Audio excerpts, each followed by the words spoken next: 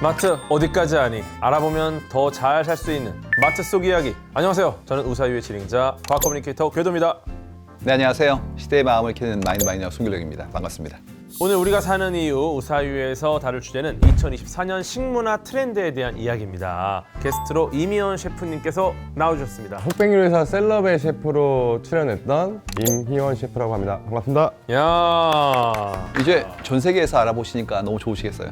좀 부끄럽습니다. 우리 셰프님께서 선보셨던 베지테리언 사시미 정말 인상적이었어요. 완전 독자적인 요리 아니겠습니까? 또 서바이벌이다 보니까 심사를 늦게 받을 것 같은 거예요. 차가운 음식으로 해야 되는데 차가운 음식 중에서 딱 팩트가 있는 음식이 솔직히 잘 없거든요.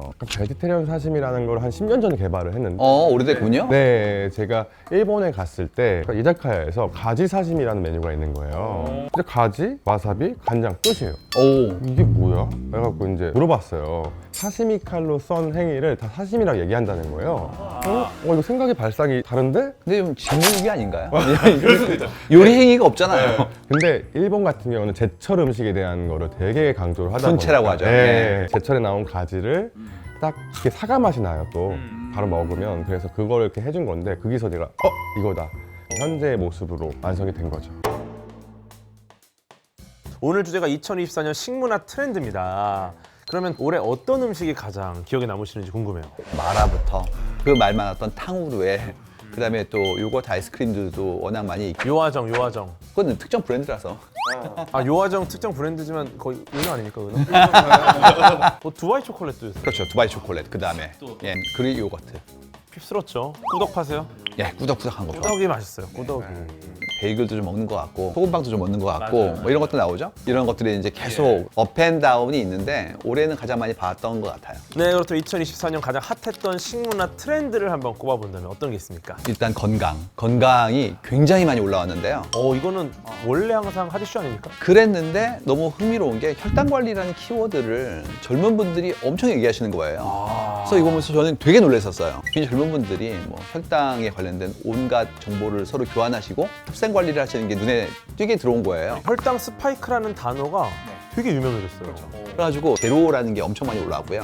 저당 식품의 맥주도 제로 칼로리. 그래서 많은 분들이 지금 제로, 그다음에 저당, 저혈당 이쪽에 굉장히 많이 빠져있는 상태입니다. 혈당 같은 경우는 우리가 나이가 들면서 자연스럽게 조절될 수 있는 것들이 기능을 좀 잃으니까 만들어지는 건데, 제가 볼 때 혈당 관리랑 다이어트를 좀 연결짓는 것 같아요. 혈당이 스파이크가 올 만한 음식은 다이어트에 좋지 않을 것이다. 사회가 굉장히 건전해지고 있다.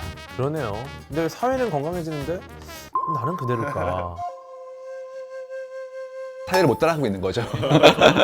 또 요즘에 또 프리미엄 간편식들이 많이 나왔죠. 프리미엄 간편식이 많이 나왔는데 특히 프라이빗 레이블, 그러니까 유통업체들이 만든 맛있는 것들이 많이 나왔다는 거예요. 맞아요. 제조사가 있고 유통사가 있고 분리돼 있었는데 이제 그렇지가 않고 유통사가 조심스럽게 저도 만들어 볼래요, 뭐 이런 일이 나오기 시작하는 거죠. 여기에 브랜드를 할 수 있는 분들이 있어야 되는데 이런 분들이 도와주고 계신 거예요. 그러니까 오셔가지고 진짜 흑백 요리사에 나왔던 분들. 본인의 브랜드가 있는 분들이 본인의 브랜드로 이제 뭔가를 도움을 드려가지고 심지어 그것도 이제 내 이름이 걸려 있잖아요.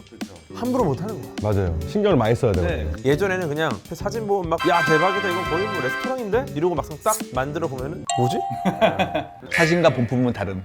근데 요즘에는 정말로 이렇게 간편식들 나오잖아요. 예를 들어 전자레인지만 대표. 이게 과학기술이 발전해가지고 딱 나왔는데 진짜 와, 완성도가 너무 높아요. 그러니까 일반적인 간편식이 아니라 진짜 이 프리미엄이 붙을 만한 그런 게 좀 있지 않나. 그리고 또 한 가지는 셰프님들이 들어오신 경우에 본인의 이름이 걸렸기 때문에 품질 관리를 하셔야 돼요. 네, 맞아요. 네, 저도 예전에 당 베이스로 홍콩에 납품을 한 적이 있었는데 처음에 그런 업체들이 자기들이 다 만든 거 갖고 와요. 그래서 이름만 달자. 근데 막 이거는 차마 못하겠네. 이건 못하겠다. 그래서 결국에는 또 프로그램에 힘을 써서 더 좋은 장 만드시는 분 찾아서 다 제품 만들어 나가고. 또 요즘에 보면은 커스터마이징 푸드도 인기가 많습니다. 뭐 요아정, 뭐 마라탕 뭐 이런 거를 예를 들 수 있는데, 뭐 가보면은 항상 뭐 내가 먹고 싶은 거 넣고, 예를 들어 뭐 이거 추가해가지고 굉장히 고가가 됩니다. 왜 내가 좋아하는 거는 다 고가일까? 중요한 거는 조금 가격이 올라가더라도 딱 내가 좋아하는 거 먹지 않습니까? 그렇죠. 한 끼를 먹더라도. 저희도 예전에 메뉴를 할 때 선택 같은 거 주면 사람들이 싫어했어요. 그냥 세트를 좋아했지. 요즘은 자기가 원하는 걸 빼고 넣어주고, 혹시 이건 안 되는데 이거 할 수 있냐, 대체를 할 수 있냐, 이런 문의가 되게 많아졌어요. 이 고민하는 시간이 과거에는 좀 스트레스였는데 지금 오히려 재미 요소가 될 수 있고, 예. 그러다 보니까 뭐 이런 것들 이제 본인 SNS 에 올리기도 하고 뭐 소셜 미디어 올려가지고 뭐 공감도 얻고 막 따라 먹기도 하고 공부하고 되게 재밌는 시대가 된 것 같긴 합니다. 맞아요. 저희들도 공부할 수밖에 없게 되고 그게 같이 지속 가능성으로 같이 이어간다고 생각하는 것 같아요. 아는 만큼 더 재밌어지고 더 맛있어지고. 네, 맞아요. 지속 가능성 이야기가 나왔으니까 말씀을 드리는 건데 요즘 MZ 세대들 환경에 관심이 정말 많습니다. 제가 알기로 그런 트렌드에 걸맞게 대형 마트들도 이 트렌드를 반영하려고 노력을 하고 있는 걸로 알고 있는데 결국 의미 소비 이슈인데요. 그래서 이제 기업들이 품질을 얘기하는 게 아니라 지향점을 얘기하는 걸로 더 많이 숭고해지고 있거든요. 닭을 키울 때 동물 권리를 보호하고 있는 건지 모든 생산부터 소비의 끝까지가 전부 다 보존된 상태로 가는 거죠. 그다음에 그걸 위해서 비용을 지불한다면 뭐 흔쾌하겠다는 생각으로 바뀌고 있는 중이에요. 시민의식을 맞아요. 보여주는 거잖아요. 어쩌면 선택지를 여러 개를 주어주는 거고 그거에 맞춰서 우리가 좀 환경 관심이 있다. 그러면 또 이런 선택지를 고를 수 있는 거고. 그죠? 이마트가 좀 이렇게 하고 있나요? 제가 산 건 이마트였어요. 아 이마트에서 역시 이마트입니다. 근데 요즘은 어떤 데들은 아예 다 카메라를 설치해서 소비자가 계속 그 농장을 볼 수 있게 하는 시스템도 다 갖춰져 있고 그러니까요. 그다음에 소비자가 그만큼의 노력을 기울인 전체 밸류체인에 지불하고 싶어하는 의지를 가지고 있어야 돼요. 이제 식문화 트렌드를 SNS가 선도한다고 해도 과언이 아닙니다. 올해가 화제가 되었던 두바이 초콜릿 레시피가 SNS 시작을 했는데 두 분 혹시 드셔보셨습니까? 저는 큰 모임에 갔었는데 한 판 들고 오셔가지고 이거 한번 먹어보라고 그냥 맛있었다 이런 느낌밖에 없습니다. 뭐 거기서 주셨는데 맛없다고 하면 좀 약간 사이코패스 아닙니까? 그렇죠. 약간 좀 군중 심리 같았던 기억이 그러니까요. 있어요. 예. 네. 저는 한 4년 전에 저는 두바이에서 먹어봤고요. 와, 그러면 굉장히 선도하셨네요. 네, 되게 트렌디한 사람이라서. 와, 역시 제작진분들께서 두바이 초콜릿이랑 최근 유행했던 밤 티라미수를 준비했다고 합니다. 지금 일당 관리 중인데 감사하네요. 뭐부터 먹어볼까요? 두바이 초콜릿부터 먹어볼까요? 오, 네. 오. 바삭바삭한 게 이게 맛있게 먹는 밥도 있어요. 이게 시로에 아주 잘 녹거든요. 그거를 아이스크림이랑 해서 당을 최대치로 한 다음에 스파이크를 네. 아이스크림 부드럽고 얘는 바삭바삭하고 하니까 식감이 되게 재밌거든요. 네. 저는 이 카다이프를 매장에서 디저트로 써요. 그래서 저희는 인절미에다가 아이스크림, 콩가루하고 이 카다이프를 올려서 파는데 사람들이 진짜 좋아해요. 식재료를 구할 수가 있나요, 한국에서? 이태원에 학교이 분들 많이 사시니까 구할 수 있습니다. 네, 우승하신 나폴리 마피아가 만든 제가 예전에 먹어봤을 때 보통 사람들이 위에서만 먹잖아요. 근데 이 제품은 밑에서부터 끌어올려서 먹어요. 아, 약간 시추 하듯이. 한 달 동안 디저트를 하나도 안 먹었는데 이마트 감사해요. 밥 한 바. 와, 달긴 달다. 네. 단 거 좋아하시는 분들이 또 좋아하시겠네요, 이거.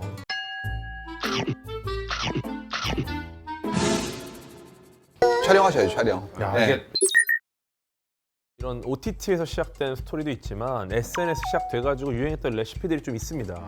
열라면에다가 순두 부는 거. 아, 다이어트 레시피도 있고 백종원 씨 레시피도 있고 많아요. 네네네. 지금 파스타 레시피가 엄청 늘고 있는 중이에요. 오. 파스타가 우리 일상식이 되고 있구나라는 걸 이제 발견하기 시작한 거죠. 재밌는 게 예전에는 사실 저는 라면 레시피를 진짜 많이 봤어요. 뭘 끓이고 어떻게 끓이고 볶음 라면인데 뭐 이렇게 끓여보고 뭐. 근데 요새는 말씀하신 것처럼 파스타 레시피들이 나오고 있어요. 굉장히 많이 나와요. 엄청 많아요. 그것도 이제 예전에 그냥 뭐 까르보나라 이런 게 아니라 네. 새로운 파스타. 심지어 한국의 재료들 각종 산나물이라든지 시금치 같은 걸 만든 것도 있고 그냥 오일 베이스로 되는 게 아니라 아예 간장 베이스로 나오는 거 나오고 현지화되는 게 좀 보인단 말이에요. 그러니까 뭐 소면 같은 것도 예전에 많이 먹었는데 요즘은 카펠린이라는 제 얇은 면이 있어요. 그래서 그걸 소면처럼 들기름 막국수 하듯이 막 들기름에서 해 먹기도 하고 그 차이가 있어요. 그러니까 국수는 좀 빨리 불어요. 근데 두련밀은 잘 안 불어요.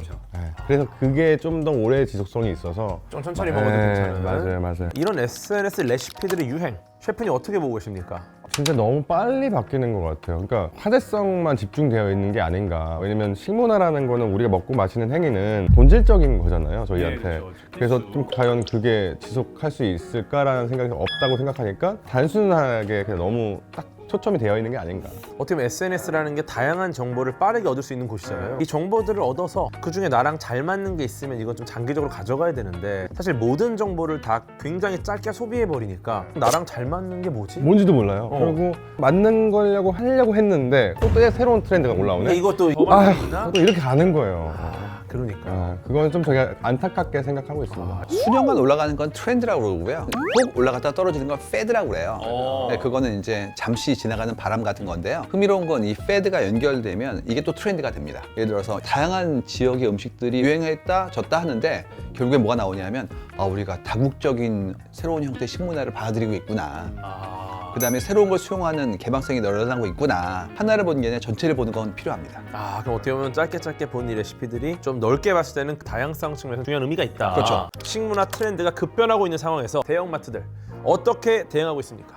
일단 사회 트렌드를 반영하는 제품 개발을 계속 하고 있죠. 아까 말씀드렸던 PL 같은 경우가 대표적인 케이스인데 엄청 큰 이런 거대한 면들 만들어서 보시는 것도 있고 전보 사이즈. 그렇죠. 이거는 막 여러 명이 먹는 거잖아요. 그렇죠. 재미죠, 사실. 이런 식의 어떤 이벤트 내지는 사회적인 형태의 트렌드를 반영하는 하나의 예쁜 사건 같은 것들을 계속 만드는 작업을 하는 것 같아요.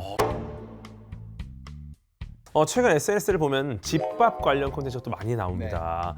다시 집밥 열풍이 불고 있는 이유 어떻게 보십니까? 집밥은 복잡합니다. 일단 기본적으로 집에서 밥을 해 먹었죠, 늘. 근데 이게 대안이 많이 생긴 거예요. HMR부터 배달까지가 전부 다 우리 안으로 들어오니까 이제는 오히려 집에서 밥을 먹는다는 게 다 외주화시켰다는 생각을 하게 된 거죠. 또 한 가지는 뭐냐면 물가가 많이 올라가지고 이제는 외식비라는 게 겁나잖아요. 그런 부담을 하다 보니 이제 한 번, 두 번 시도해 보신 거예요. 그 다음에 알게 된 게 뭐였냐면 원재료는 싸구나. 이제 이걸 알게 된 거죠. 그리고 최근에 또 작은 소분된 제품을 팔고 있기 때문에 마트에 가서도 1인분, 2인분을 살 수가 있어요. 또 예전에는 잘 못했는데 요새는 뭐 유튜브나 뭐 방송, 쇼폼을 보면서 배울 수 있는 게 너무 많아졌어요. 셰프들도 봐요. 그래요? 그러니까 왜냐면 제가 요리했었을 때는 솔직히 정보라는 게 없었어요. 그러니까 그래서 사부한테 열심히 해갖고 배워서 레시피 주면 그걸로 했던 시대인데 요즘 친구들은 다 확인할 수 있잖아요. 책도 있고 SNS도 있고 뭐 찾으면 다 나와요. 그러니까 정말 쉽게 요리를 할 수 있는 환경이 되었다. 적어도 내가 좋아하는 건 해 먹어볼까? 라는 욕심이 나오기 시작하는 거죠. 비슷하게 한번 해보자. 말씀하셨던 것처럼 과거와는 달리 집밥의 트렌드가 또 바뀌고 있잖아요. 그러다 보니까 유통업계도 소비자 물가 안정에 기여하기 위해서 초저가 이벤트를 진행하고 있더라고요. 뭐 가성비 홈파티 뭐 이런 거 여전히 인기가 많고요. 이게 연말이라 좀 그럴까요? 그냥 모여서 같이 한 끼 나누고 그 다음에 앉아서 간단하게 와인 한잔 하는데 꼭 식당에 가야 돼? 라는 무서운 얘기가 나오고 있죠. 셰프님께 죄송한데 안 돼요. 오세요. 꼭 가야 되는 경우가 있겠죠? 그럼 오셔야죠. 특별한 경험을 해드릴 겁니다. 그 다음에 애프터가 중요한 게 나 앉아서 이제 떠드는 걸 하고 싶은 거예요. 근데 이제는 레스토랑도 10시 넘어서는 어렵잖아요. 그래서 주로 그때 이제 홈파티 얘기가 나오기 시작합니다. 이거는 그래서 마트가 많이 준비하신 게 홈파티용 이런 패키지 같은 거 샤큐테리라든지 아니면 치즈 같은 것들 묶어서 놓고 와인 셀렉션이 예전보다 더 넓어지고 있어요. 그래서 이런 것들은 이제 문화가 바뀌는 걸 관찰할 수 있게 되었죠. 네.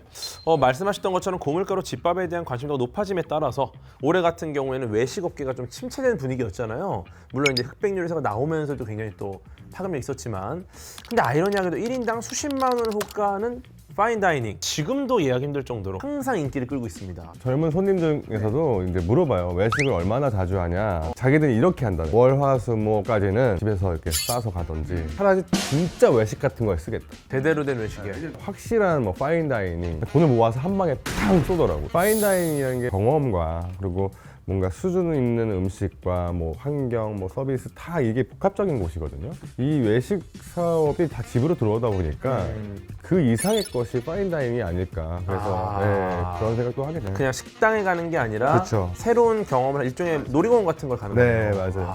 그렇게 볼 수 있겠네요. 한편의 뮤지컬 공연을 같이 가는 거거든요. 오히려 또 흑백 요리사 흥행으로 더 살아나고 있고. 그렇죠. 그럼 이 파인다이닝의 인기를 데이터적으로 보면 많이 사람들이 얘기하시는데 이거는 사실 후광 효과가 좀 있어요. 한국의 파인다이닝 시장이 그렇게 크지가 않아요. 이유는 그렇게 소비하실 수 있는 사람들 숫자도 많지 않고 업장에서 운영할 만큼의 스태프분들도 정해져 있거든요. 그렇게 막 늘어날 수 있는 그런 구조는 아니에요. 그래서 요즘은 그쪽 친구들하고 얘기를 하다 보면 관광객이 얼마나 오느냐가 결정져요. 근데 국내 소비자들은 생각보다 많지가 않고 왜냐면 그게 뭐 40만 원대, 30만 원대 막 이러잖아요. 그러니까 가져갈 수 있는 곳은 아니에요. 그러면 그 공간을 누군가가 채워줘야 되는데 국내 사람들이 아니라는 뜻이죠. 우리도 다른 나라 여행을 가면은 비싼 음식을 먹어요. 새로운 경험이니까. 오늘 이마트 얘기를 너무 안 했는데 한국 이마트를 보려고 외국에서 오는 경우 있겠습니까? 오! 있잖아요. 가면 일본 분들이 엄청 막 그 와서 들르신 거 아니에요? 아니요. 방문하는 거예요. 정말로 그럼 이마트를 위해서 비행기표를 사서 어머. 그거까지 모르겠는데 그래도 이곳이 한국의 이마트인가 이러면서 대한민국 이마트를 보러 왔습니다. 네, 오늘은 마지막 질문입니다. 연말이니만큼 올해 식문화 트렌드를 결산하는 의미로 두 분께 질문을 드리겠습니다. 2024년 음식 트렌드를 한마디로 정리한다면? 저는 다양성인 것 같아요. 푸드 다이버시티. 이유가 이렇게까지 다양한 형태의 음식을 한국 사람들이 먹어본 적도 없는 것 같고, 지금 보시면 많은 곳에서 아시아 마트 같은 것이 생길 만큼 한국이 다문화로 되고 있는 중이에요. 그래서 중앙아시아부터 수많은 전 세계의 많은 분들이 한국에 살고 계시거든요. 그러다 보니까 그분들의 문화를 우리가 수용하고 그만큼의 또 새로운 것들을 넣는 작업들도 만들어지는 거 보면 푸드 다이버시티는 굉장히 큰 트렌드로 떠오르게 될 것 같습니다. 어떻습니까? 네, 그냥 저는 봤을 때 그냥 SNS 그 자체였다라고 생각이 들어요. 그래서 한편으로는 그게 되게 중요한 역할을 하잖아요. 왜냐면 글로벌하게 알려지는 거니까. 그러면 사람들이 다양하게 우리나라의 음식을 관심을 갖게 되는 거니까. 근데 반면에 그런 것만 보일까봐 또 걱정이 되는 거예요. 근데 그 젊은 친구들에게 건강적인 문제도 있고, 아니 외국인들이 한국 음식을 바라볼 때 한국은 약간 이런 거밖에 없나? 라는 생각을 하지 않을까. 그래서 좀 뭔가 다양성도 보여줄 수 있는 게 유행이 됐으면 좋겠다. 오늘이 우사유의 마지막 촬영입니다. 어떠셨습니까 그동안? 여름에 시작했는데 겨울이 왔어요. 근데 워낙 재미있는 얘기를 계속 해주셔가지고 궤도님이랑 같이 즐거웠습니다. 다음 시즌 있겠죠? 네네. 네, 자 그럼 지금까지 우리가 사는 이유의 궤도였습니다. 고맙습니다. Oh my God, I'm just playing with them now, yeah.